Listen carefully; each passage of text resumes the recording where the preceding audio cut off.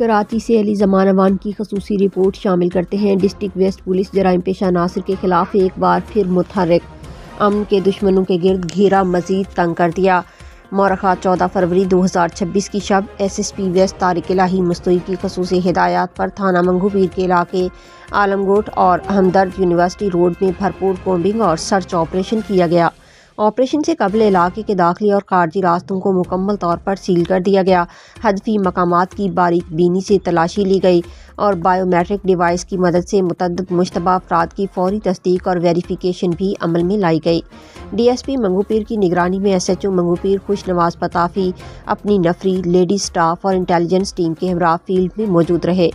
ہر قدم پر مستعد، ہر لمحہ چوکس۔ سرچ آپریشن کا مقصد علاقے میں پائیدار امن کا قیام اور شہریوں کے جان و مال کا تحفظ یقینی بنانا ہے۔